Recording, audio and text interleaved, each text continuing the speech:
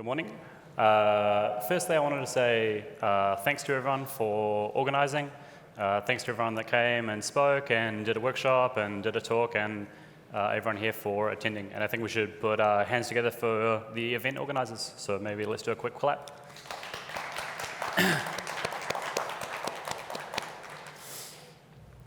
So firstly, I wanted everyone to have a bit of a think.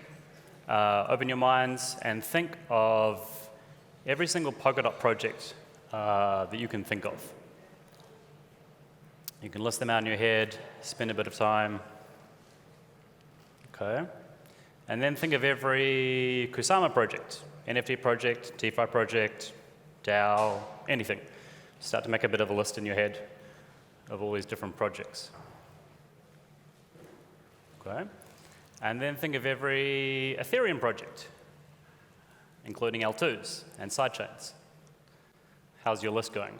Getting a little bit bigger? And then maybe every project on Solana. I think they're projects. I think some NFT stuff. I don't really know. So then have a think of like what the most valuable asset is on these chains.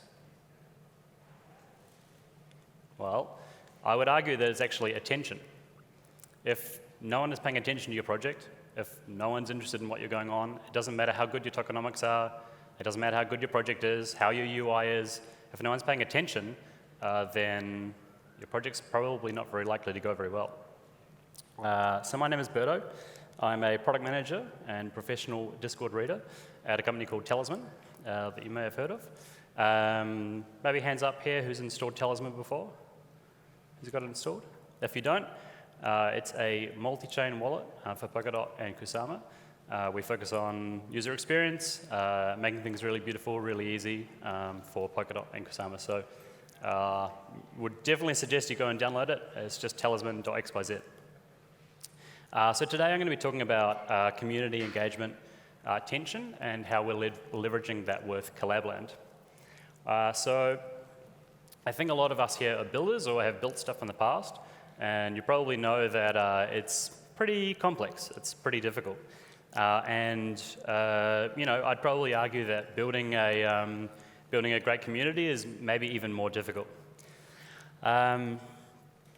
Communities are like really, really super important in people's lives. They bring people together. They foster social well-being. They foster a sense of belonging. And not just crypto communities, also the people you play World of Warcraft with on the weekend, the mates you go for coffee with, your knitting club, it doesn't really matter, but communities are really important inside crypto and also outside crypto. And these are some examples of different crypto projects and some of the different initiatives that they're doing to kind of foster attention and foster community and foster engagement. So here on the left we have like custom profile pictures that people set as their global Discord profile. And so when you're traversing other Discords, you see someone with the same profile picture as you, or the same outside border, and you go, oh, it's my friend from this other community. Some other examples are like time-based activities. There's a lot of, say, yield farms, for example. They have like a weekly yield. You have to capture the yield and before it expires and then jump onto the next one. And that brings people into the Discord and brings people together, gets people talking and price action and different stuff. Also Collabland and token-gated NFT spaces, which I'll talk about in a minute, as well as like community calls and AMAs and all the other stuff that people do. So when we founded Talisman, when the founders founded Talisman, they thought that community is as equally important as the product, and they set out some really strong foundations and really prioritized that as well as building a really great product. That was really, really important for us, and it worked really well for us because we started to maintain and grow and establish this community of people that we could talk to and that we could engage with and ask questions and actually get some hype in the product before we even launched. As you probably know, Polkadot can be a little bit tricky, can be a little bit confusing for users. And so by having this group of people that we could talk to and engage with and people that were using other .Summer applications, we could leverage some of their skills and some of their expertise and talk to them about different use cases as we're building the product. And we found that really invaluable so that when we launched, our product kind of fit what people were expecting. Like most other communities, we use Discord to manage our community. We post our community updates there, we host our calls, and we chat with the community and we engage with them. And so one thing we've actively tried to do is keep Discord very contained and small and pretty easy to use. There's nothing worse than joining like a new Discord and there's like 50 different channels or 100 different channels to look at and navigate. And I think that can be very off-putting to some people, and it can make them feel a bit unsure about what's going on, and potentially even leave your Discord, which is bad. So Alex Zhang, who's the mayor of Friends with Benefits, which is a social DAO in Ethereum, he's quoted saying, "Community is culture and gardening, not just architecture." And we agree. We think that communities take very careful planning, some key ingredients, and then nurture and love to really grow. And one of the key ingredients that we set up at Talisman was the Sentinels program. And the Sentinels program is essentially a group of people that are acting as our community managers. And so the Sentinels program is split into two parts. One part is to focus on new users, people coming into the Discord, troubleshooting, and supporting like people kind of onboarding into Talisman and the ecosystem. And the other part of the Sentinels program is focused on, I guess, like international communities, translation, and kind of fostering that other part. I think the other really nice thing that we've done that I think a lot of other teams can learn from is experimentation. So we didn't just set something in place and go, yeah, it should be right, and just do that forever. We're actively looking at the parts that are working well, the parts that are not working well, and like a product, we're iterating on the community, which I think is a massive important part that lots of other communities can learn from. At Talisman, we're really focused and really interested in kind of community gated spaces and ways to kind of gate access and permission Discord and different stuff. So we did a lot of work with Collabland. If you've used Ethereum or you've bought an NFT on Ethereum, you might have gone to a Discord, launched a Collabland bot, connected your wallet, got some role access.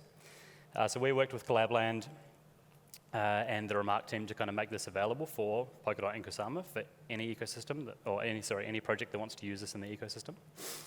So early or late last year in December, I think we minted 3,333 Spirit Key NFTs. And we originally used those NFTs to grant like early access to our software, so to the alpha. We're also using these NFTs now to kind of gate the community and kind of do what I'm talking about. And we're also giving away stuff and promoting kind of discourse and discussion about the product inside the Discord, which is really awesome. I'll show you how to run that through pretty quickly if anyone's interested in setting it up. It's just a quick couple of steps. Probably you could do it in the same time that I'm talking. It's very simple. You go to the Collabland website, you download the bot. You've got to be an admin of the Discord to do it. You auth the bot. You can see I'm giving it access. And then you set up a role. It's pretty simple. You just click through some emojis. Like I can do it, so hopefully everyone here should be able to do it. Now this is where it's quite powerful and quite interesting, I think. You enter the address, so for the the URL of the NFT, and then you can set a minimum number or a maximum number of tokens, and then the role that you want to provision. So say for example, if you were say like Kusama Kings, you might go, well, I want to give a role to everyone that has a king, and then I want to give a role to everyone that has a queen, and then you go, well, actually, if someone has both of those roles, then I want to do something as well. The nice thing about the integration is you can also set the minimum or the maximum number of tokens that someone has to have. So if you're a different project and you were issuing lots of NFTs, you might say, well, I want a special role for someone that has 10, or a special role for someone that has 100. You can configure it. It's pretty easy. Here you can see I've configured the Spirit Clan role. It's on Kusama. It's got the address, and minimum tokens needs to be 1. It's pretty easy. And then if you're a user and you come through and you auth your wallet, you can see you get access to a whole bunch of special channels that you couldn't otherwise see. And it's all permissioned by Discord. The nice thing about the integration as well is if I hold the NFT and then I sell it or I transfer it out of my wallet, the bot will pick that up, and you'll automatically lose access to Discord as well. So it's all done automatically. There's no manual management you need to do other than just setting up originally. It's very, very easy. So at Talisman, we're using this like token-gated space and permissioning to really kind of enhance and foster discourse. And we are, I guess, like actively talking about the product and actively kind of helping using the people that hold this NFT and that have kind of gone through this process to shape the product and kind of really talk to us about like what's going on in the ecosystem and how we can kind of make Talisman better together. So that's pretty much it. I've got a couple of takeaways. I think that community is as important as the product. And for everyone here that is working on a project or building something, like I would really consider your plan for community, your plan to kind of nurture your community and what the key ingredients of your community will be. Don't be afraid to experiment. It's okay if it doesn't go right the first time. You can iterate, you can change tact, it's okay. And lastly, token-gated spaces are pretty cool. It's kind of like a secret club. And we've kind of done all the hard work for you. All you need to do is just add the bot, put in some stuff. It takes about 5 minutes. So yeah, I guess consider if setting up one for your community is right. Thanks. Gian?